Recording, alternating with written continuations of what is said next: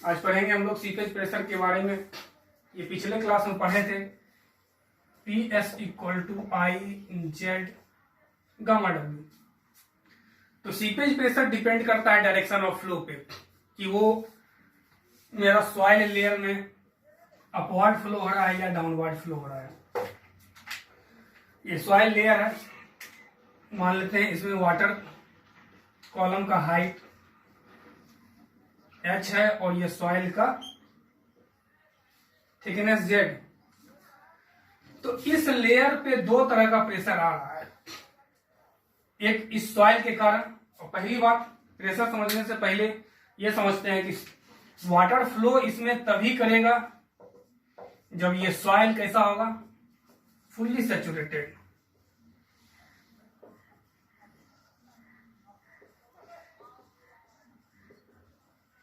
उसी केस में water flow करेगा, अदरवाइज फ्लो नहीं करेगा। यानी ये सॉइल सैचुरेटेड है और इस लेयर पे अगर हम लोग को प्रेशर निकालना हो तो इस लेयर पे प्रेशर क्या होगा, दो कारण से आ रहा है। एक तो सैचुरेटेड सॉइल के कारण आ रहा है, और प्रेशर बराबर हम लोग जानते हैं गामा रो जी एच।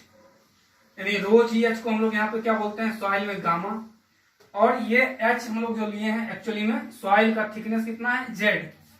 और सॉइल सबमर्ज है तो सबमर्ज, यानी इस सॉइल के कारण इस लेयर पे जो प्रेशर आएगा गामा सबमर्ज जेड। और इस प्रेशर के साथ साथ जब वाटर फ्लो करता है तो फ्लो के डायरेक्शन में क्या होता है, एक सीपेज प्रेशर लगाता है। और सीपेज प्रेशर हम लोग जानते हैं कितना होता है, आई जेड गामा डब्ल्यू। यानी इस लेयर पे दो तरह का प्रेशर आ रहा है, एक सॉइल के कारण प्रेशर आ रहा है और एक सीपेज प्रेशर आ रहा है। तो वो डिपेंड करेगा कि कितना होगा, ये डिपेंड करेगा डायरेक्शन ऑफ फ्लो पे। यानी इस पे जो इफेक्टिव प्रेशर आ रहा है, इफेक्टिव प्रेशर या इसको हम लोग स्ट्रेस भी बोलते हैं। यानी इफेक्टिव स्ट्रेस सिग्मा डैश से डिनोट करते हैं। ये कितना होगा, ये सॉइल के कारण तो प्रेशर आ ही रहा है, gamma submerge into Z plus minus ये seepage pressure I Z gamma W. Plus minus इसलिए कि प्लस कब होगा, जब सॉइल का प्रेशर तो नीचे लग ही रहा है। अब इसका जो फ्लो वाटर का डाउनवर्ड होगा, तो फ्लो डाउनवर्ड होगा तो ये प्रेशर भी डाउनवर्ड ही लगाएगा, और इस सॉइल का भी प्रेशर डाउनवर्ड। तो इस केस में क्या होगा, प्लस हो जाएगा इफेक्टिव प्रेशर। लेकिन वही फ्लो अगर अपवर्ड हो तो उस केस में क्या हो जाएगा, सॉइल का प्रेशर डाउनवर्ड लग रहा है और सीपेज प्रेशर अपवर्ड, तो उस केस में ये हो जाता है माइनस। इसको हम लोग बोलते हैं इफेक्टिव स्ट्रेस। अब इसमें एक टर्म पढ़ना है हम लोग को, क्विकसैंड कंडीशन। तो उसको समझने के लिए थोड़ा सा यहाँ पे समझते हैं हम कि किसी भी कारण से अगर ये इफेक्टिव प्रेशर जीरो हो जाए, तो इफेक्टिव प्रेशर जीरो कब होगा, तो एक ही केस में जीरो हो सकता है, जब वाटर अपवर्ड हो फ्लो और सॉइल का प्रेशर डाउनवर्ड हो, मतलब दोनों का डायरेक्शन क्या हो, अलग अलग। तो उस समय इफेक्टिव स्ट्रेस जीरो हो सकता है। पहले दोनों को अलग अलग करके देखते हैं। इफ फ्लो इज डाउनवर्ड, अगर फ्लो डाउनवर्ड हो रहा है तो उस केस में effective pressure sigma Z equal to gamma submerge Z minus I Z gamma W, इतना होगा, सॉरी प्लस होगा। अब यही अगर फ्लो अपवर्ड हो, मतलब वाटर का फ्लो ऊपर की ओर हो, इफ फ्लो इज अपवर्ड, तो इफेक्टिव प्रेशर क्या हो जाएगा, इफेक्टिव प्रेशर मेरा कितना हो जाएगा, gamma submerge Z minus I Z gamma W. और अगर इफेक्टिव प्रेशर जीरो हो जाए, तो ये इसी केस में हो सकता है जीरो, जब मेरा डायरेक्शन ऑफ फ्लो क्या हो, अपवर्ड हो। अगर डायरेक्शन ऑफ फ्लो अपवर्ड हो जाएगा तो उस समय सॉइल का प्रेशर डाउनवर्ड और सीपेज प्रेशर अपवर्ड। तो अगर ये जीरो हो जाए, तो ये जीरो हो जाएगा तो क्या हो जाएगा, तो उस कंडीशन को, यानी इफ इफेक्टिव स्ट्रेस या प्रेशर इज 0, अगर इफेक्टिव स्ट्रेस 0 हो जाए, दैट इज, मेरे कहने का सेंस है, सिग्मा बार इक्वल टू 0। तो उस केस में क्या होता है कि मिट्टी के साथ सॉइल पार्टिकल कुछ ऊपर आना शुरू हो जाता है। जब फ्लो अपवार्ड हो रहा है तो उस केस में क्या होता है, सॉइल पार्टिकल के साथ, वाटर के साथ सॉइल का कुछ पार्टिकल ऊपर आने लगता है। ये जनरली हम लोग बारिश के दिन में देखते हैं, रोड के किनारे जब नीचे से वाटर आ रहा होता है तो कुछ सैंड पार्टिकल उसके अराउंड नीचे से ऊपर आ जाता है। तो इसी सैंड पार्टिकल को हम लोग बोलते हैं, इसी फेनोमेना को बोलते हैं जिसमें सैंड पार्टिकल क्या हो जाता है, वॉइड के थ्रू ऊपर आना शुरू हो जाता है, उसको हम लोग बोलते हैं क्विक सैंड कंडीशन या बॉइलिंग कंडीशन। तो ये कब होता है, तो जब इफेक्टिव स्ट्रेस 0 हो जाता है। तो जब इफेक्टिव स्ट्रेस 0 हो जाएगा तो अभी देखते हैं क्या होता है, यानी इफेक्टिव स्ट्रेस 0,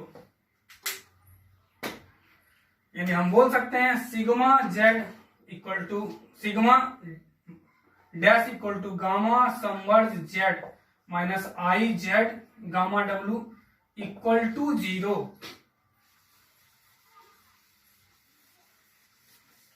ये 0 हो जाएगा तो क्या होगा, gamma submerge Z equal to I Z gamma W. तो यहां से आई इक्वल टू क्या हो गया, जेड, जेड कैंसिल हो जाएगा, gamma submerge divided by gamma W. और गामा समवर्ज का वैल्यू हम लोग फर्स्ट यूनिट में पढ़े हैं कि g-1 divided by 1 plus E into gamma W होता है डिवाइडेड बाय गामा डब्ल्यू। यहां से गामा डब्ल्यू कैंसिल हो जाएगा, यानी आई इक्वल टू g-1 यानी 1 प्लस ई। यानी हाइड्रोलिक ग्रेडियंट का एक और फॉर्मूला है g-1 1 प्लस ई, और इस हाइड्रोलिक ग्रेडियंट को हम लोग बोलते हैं क्रिटिकल हाइड्रोलिक ग्रेडियंट, और इसको आईसी से डिनोट करते हैं। यानी क्रिटिकल हाइड्रोलिक ग्रेडियंट कंडीशन कब होगा, जब क्विक सैंड कंडीशन डेवलप होगा। यानी क्विक सैंड कंडीशन कब होगा, जब इफेक्टिव स्ट्रेस मेरा 0 के बराबर हो जाएगा। तो उस समय क्या होगा कि सैंड पार्टिकल यानी सॉइल पार्टिकल का क्या होता है, वॉइड्स के थ्रू बाहर आने लगता है। उसी कंडीशन को हम लोग बोलते हैं क्विक सैंड कंडीशन। ये कंडीशन है क्विक सैंड। तो यहां से हम लोग हाइड्रोलिक क्रिटिकल हाइड्रोलिक ग्रेडियंट के बारे में पढ़े। इसके बाद थोड़ा सा फेरेटिक लाइन के बारे में हम लोग समझते हैं कि फेरेटिक लाइन क्या होता है। फेरेटिक लाइन,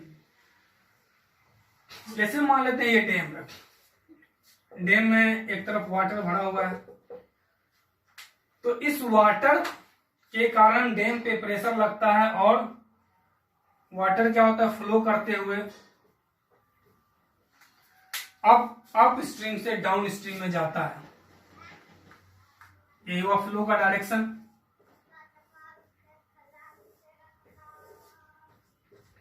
तो इसी टॉप फ्लो लाइन को हम लोग बोलते हैं फेरेटिक लाइन। इस समय यहां पे जो प्रेशर लगता है वो एटमॉस्फेरिक प्रेशर लगता है।